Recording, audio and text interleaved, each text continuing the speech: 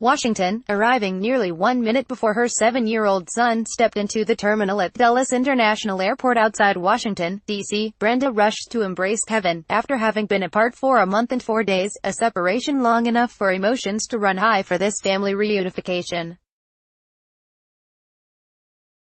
"I couldn't take one more minute without being able to be here with him," said Brenda, who asked that her last name not be used. Her attorney, Astrid Lockwood, interpreted for her. "Today I feel like my heart was returned to me," Brenda said. However, Brenda faced a number of challenges before she could be reunited with her son.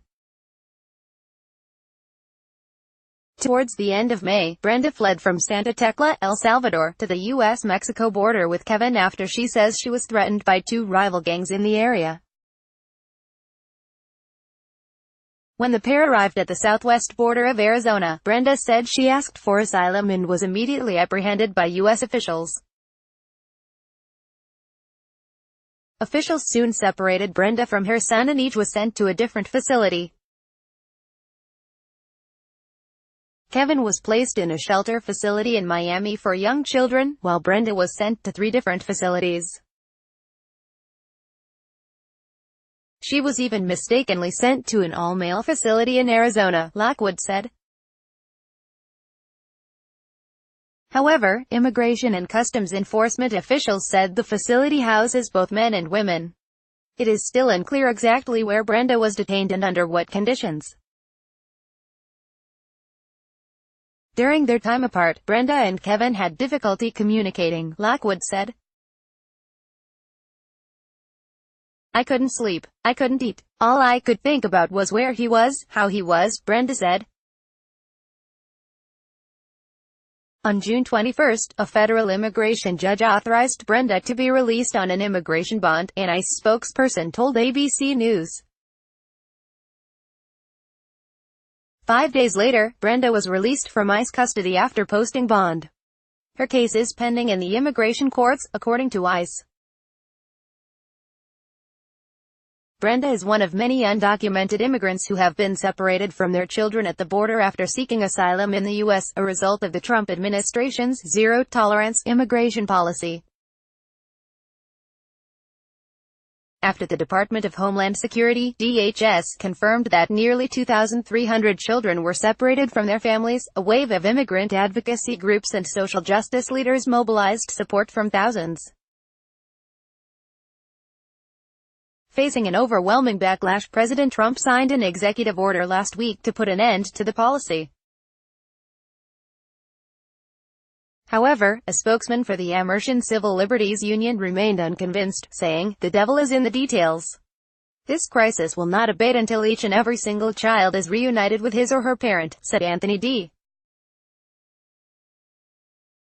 Romero, the group's executive director. The ACLU was one of the first groups to take legal action against the Trump administration in Ms. Lv. ICE earlier this year, after a mother from the Congo seeking asylum and her 7-year-old daughter were separated.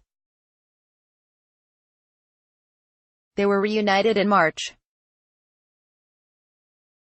On Tuesday, a federal judge rejected the government's request to dismiss the ACLU's case and ruled the challenge can proceed after the group filed for class certification. Moreover, the group has collected more than 226,000 signatures for a petition to end family separation and numerous donations from supporters. On Friday evening, the Department of Justice, DOJ, said families will be detained together during immigration proceedings. To comply with the Ms. L injunction barring parents in DHS custody from being separated from their children, the government will not separate families but detain families together during the pendency of immigration proceedings when they are apprehended at or between ports of entry, the DOJ said in a statement. Lockwood told ABC News that Brenda's next steps in this process are to complete a motion of change of venue to the Baltimore court. If the motion is granted, their cases can be consolidated and heard together where they will continue to fight for their asylum, said Lockwood. I feel strong. I feel positive now that I have my child, Brenda said. I know that it's not going to be easy to fight the asylum case, but I have faith in God that everything will turn out all right.